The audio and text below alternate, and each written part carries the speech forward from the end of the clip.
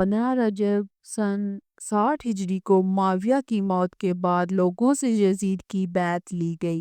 یزید میں برسر اقتدار آنے کے بعد گنے چنے افراد سے بیعت لینے کا فیصلہ کیا جنہوں نے معاویہ کے زمانے میں یزید کی بیعت کرنے سے انکار کر دیا تھا۔ اسی بنا پر اس نے مدینہ کے گورنر ولید بن عتبہ بن ابی سفیان کے نام ایک خط بھیجا، معاویہ کی موت کی خبر دی اور ساتھ ہی ایک مختصر تحریر میں ولید کو حسین بن علی، عبد الرحمن بن ابی بکر، عبد الرحمن بن عمر، عبداللہ بن زبیر سے زبردستی بیعت لینا اور نہ ماننے کی صورت میں ان کا سر قلم کرنے کی ہدایت کی۔ اس کے بعد یزید کی طرف سے ایک اور خط لکھا گیا جس میں مخالفین کے نام اور حسین بن علی کا سر بھی اس خط کے جواب کے ساتھ بھجوانے کی تاکید کی گئی۔ چنانچہ ولید بن عتبہ نے مروان سے مشورہ کیا اور اس کی تجویز پر ان افراد کو اپنے پاس بلوایا۔ امام اپنے عزیزوں و اقارب کے ساتھ ان کے پاس پہنچے۔ ولید نے ابتدا میں معاویہ کی موت کی خبر سنائی اور پھر یزید کا خط پڑھ کر سنایا جس میں اس نے حضرت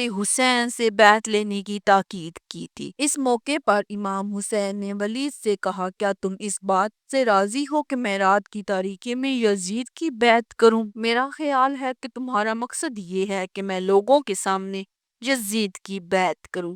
ولید نے کہا، میری رائے بھی یہی ہے۔ امام حسین نے فرمایا، بس کل تک مجھے مہلت دے دو تاکہ میں اپنی رائے کا اعلان کروں۔ حاکم مدینہ نے دوسرے روز عصر کے وقت اپنے افراد کو امام حسین کے پاس بھیجا تاکہ آپ کا جواب وصول کرے۔ تاہم امام حسین نے کو رات کی مہلت مانگ لی جسے ولید نے قبول کیا اور امام کو مہلت دے دی گئی۔ امام علی مقام نے دیکھا کہ مدینہ مزید پرامن نہ رہا، چنانچہ امام حسین نے مدینہ چھوڑنے کا فیصلہ کیا۔ حالات کی نزاکت کو دیکھتے ہوئے امام حسین ہفتے کی رات 28 رجب اور بعض دوسرے اقوال کی بنا پر 3 شعبان سن 60 ہجری قمری کو اپنے اہل بیت اور اپنے ساتھی 84 افراد کے ساتھ مدینہ سے مکہ کی طرف روانہ ہوئے۔ بعض روایات کے مطابق آپ نے رات بھر اپنی ماں حضرت فاطمہ الزہرا امام حسن کی قبر مبارک پر حاضری دین نماز پڑھی، صبح سویرے گھر لوٹ آئے،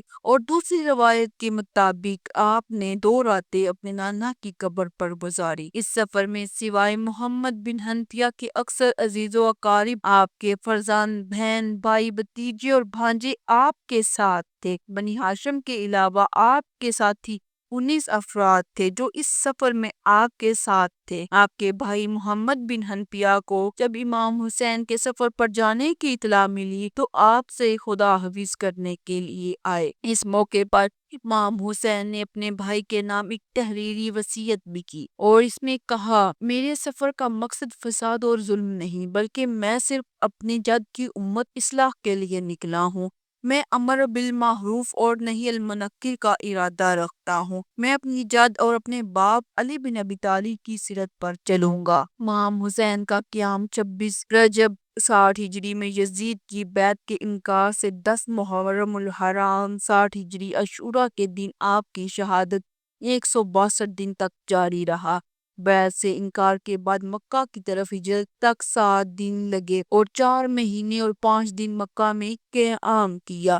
23 دن کی مدت مکہ سے کربلا تک کا سفر طے کیا۔ 2 محرم سے 10 محرم تک کربلا میں قیام کیا۔ امام حسین اپنے ساتھیوں کے ساتھ مدینہ سے نکلے، اپنے عزیز و اقارب کی مرضی کے برخلاف مکہ کی طرف روانہ ہوئے۔ مدینہ سے مکہ کے اس سفر کے دوران آپ نے درج ذیل منزل عبور کی۔ مکہ کے راستے میں عبداللہ بن متی سے ملاقات ہوئی۔ اس نے امام کے ارادے کے بارے میں سوال کیا تو آپ نے فرمایا، میں فی الحال مکہ جانے کا ارادہ کر چکا ہوں، وہاں پہنچنے کے بعد خدا سے آئندہ کی خیر و صلاح کی درخواست کروں گا۔ عبداللہ نے کوفہ والوں کے بارے میں اتباع کرتے ہوئے امام سے مکہ ہی میں رکنے کی درخواست کی۔